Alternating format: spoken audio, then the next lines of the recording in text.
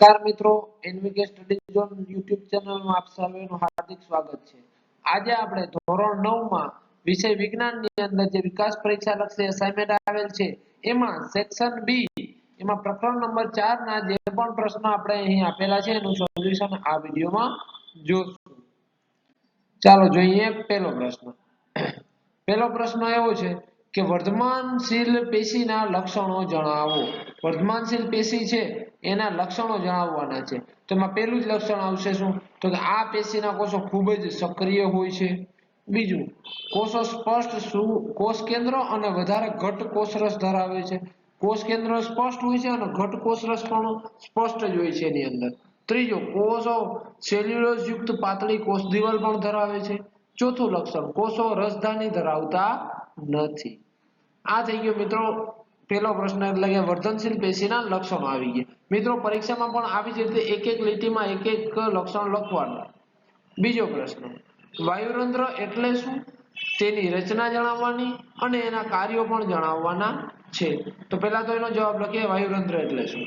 તો કે વાયુરંધ્ર એટલે પર્ણના અધિસ્તરમાં આવેલા નાના છિદ્રો, એને કહેવાય વાયુરંધ્ર।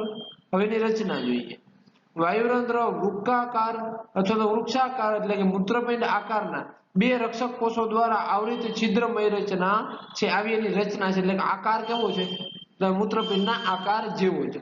એનું કાર્ય શું? તો એનું પહેલું કાર્ય બાષ્પોત્સર્જન, એટલે કે બીજું નામ છે ઉત્સર્જન બાષ્પ સ્વરૂપે પાણી ગુમાવવાની ક્રિયા। એટલે કે જે પણ વનસ્પતિ જે પાણી ગુમાવે છે એને કહેવાય બાષ્પોત્સર્જનની ક્રિયા। ક્રિયા વાયુરંધ્રો વડે થાય છે। ક્રિયા કેના વડે દ્વારા થાય છે? તો કે વાયુરંધ્ર દ્વારા।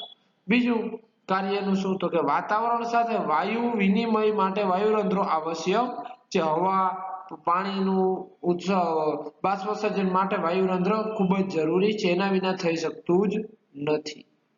ત્રીજો પ્રશ્ન જોઈએ। કોષ દિવાલને આધારે મૃદક પેશી, સ્થૂલકોણ પેશી અને દૃઢોત્તક પેશી વચ્ચેનો ભેદ સ્પષ્ટ કરો। મિત્રો આપણે અત્યાર સુધી જોયું હશે બબે વચ્ચેના તફાવત।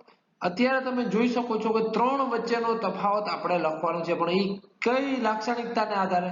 તો કે કોષ દિવાલના આધારે એના કયા કયા સ્વરૂપે તફાવત તનેતરમાં છે એ જણાવવાનું છે। તો કોષ દિવાલ મૃદક પેશીમાં કેવું હોય? તો કે પાતળી અને સેલ્યુલોઝની બનેલી હોય છે। ખાસ યાદ રાખજો મિત્રો, પાતળી હોય છે અને સેલ્યુલોઝની મૃદક પેશીમાં। જ્યારે સ્થૂલકોણ પેશીમાં તો કે પ્રમાણમાં જાડી હોય છે અને ખૂણાના ભાગે સ્થૂલન ધરાવે છે। એવી જ રીતે દૃઢોત્તક પેશીમાં કોષ દિવાલ કેવી હોય? તો લિગ્નિનનું સ્થૂલન ધરાવતી વધારે જાડી, લિગ્નિન એટલે કે એકદમ ચીકણી, એટલે કે સ્થૂલન ધરાવતી વધારે જાડી હોય છે। આ દૃઢોત્તક પેશીમાં એક કોષ દિવાલ હોય છે એ જાડી હોય છે। આ થઈ ગયો 3 વચ્ચેનો તફાવત। ચોથો પ્રશ્ન, છાલ કેવી રીતે રક્ષણાત્મક પેશીના રૂપમાં કાર્ય કરે છે, અથવા તેનું લક્ષણ શું, એનું કાર્ય કેવી રીતે, એનો જવાબ આપણે જોવાનો। તો કે વૃક્ષની છાલ કોષના વધારે સ્તર ધરાવતી અને રક્ષણાત્મક કાર્ય માટે હોય છે। દ્વિતીય વર્ધનશીલ પેશીના કોષો વિભાજન પામી વધારે સ્તરો ધરાવતી છાલ નિર્માણ કરે છે। નિર્માણ પામતા કોષની દિવાલો પર સુબેરીને રસાયણ સ્થૂલિત થાય છે। આ પદાર્થ છાલને હવા તેમજ પાણી માટે અપ્રવેશશીલ એટલે કે પાણીને પ્રવેશવા દેતું નથી બનાવે છે। આમ હવા અને પાણી વગર વૃક્ષની છાલનો કોષ મૃત હોય છે। આ એનું કાર્ય છે। શું છે મિત્રો? આ છાલ કેવી રીતે રક્ષણાત્મક પેશીના રૂપમાં કાર્ય કરે એનું આખું થઈ ગયું કાર્ય। હવે આપણે જોવાનું છે મિત્રો 5મો પ્રશ્ન અને આ ચેપ્ટરનો છેલ્લો પ્રશ્ન। તફાવત આપો અસ્થિ અને કાસ્થિ। તો મિત્રો અસ્થિ એટલે કે તે અસ્થિ હોય છે ઘન, કઠણ અને સ્થિતિસ્થાપક હોય છે, જ્યારે કાસ્થિ હોય છે ઘન, આંશિક રીતે કઠણ અને સ્થિતિસ્થાપક હોય છે, એટલે કે એટલી બધી કઠણ હોતી નથી જેટલી અસ્થિમાં હોય છે। હવે અસ્થિમાં બીજો મુદ્દો, તો અસ્થિ પેશી કોષોને અસ્થિ કોષો કહે છે, જ્યારે કાસ્થિના પેશી કોષોને કાસ્થિ કોષો કહે છે। કાસ્થિના પેશી હોય એને કાસ્થિ પેશી અને અસ્થિના પેશી હોય એને અસ્થિ કોષો કહે છે। આસ્થિ આધારક દ્રવ્યમાં કેલ્શિયમ અને ફોસ્ફરસ વધારે પ્રમાણમાં હોય છે, જ્યારે કાસ્થિના આધારક દ્રવ્ય મુખ્યત્વે પ્રોટીન અને શર્કરાનું બનેલું હોય છે। અસ્થિ હાડપિંજરનું નિર્માણ કરી શરીરને આકાર આપે છે, ઉપરાંત શરીરના મુખ્ય અંગોને આધાર આપે છે, જ્યારે કાસ્થિ અસ્થિઓના સીધાઓને લીસા બનાવે, અસ્થિઓના સાંધા હોય, જે સાંધા હોય એને શું બનાવે? લીસા બનાવે. એટલે અસ્થિનું આપણે ઉદાહરણ દેવું તો આપણું આખું હાડપિંજર. જ્યારે કાસ્થી એટલે તો કે શું? તો કે આપણા કાન છે, નાક છે, એમાં હાડકું છે? ના મિત્રો, હાડકું નથી, છતાં પણ એ થોડું કડક અને એકદમ ઘન આકાર દેખાય છે, એને કહેવાય કાસ્થી. તો મિત્રો અહીં આપણે વિજ્ઞાન વિકાસ અસાઇનમેન્ટમાં જે વિજ્ઞાનમાં સેક્શન બી માં ચેપ્ટર નંબર 6 હતું એના 5 પ્રશ્નોનું સોલ્યુશન પૂર્ણ થાય છે.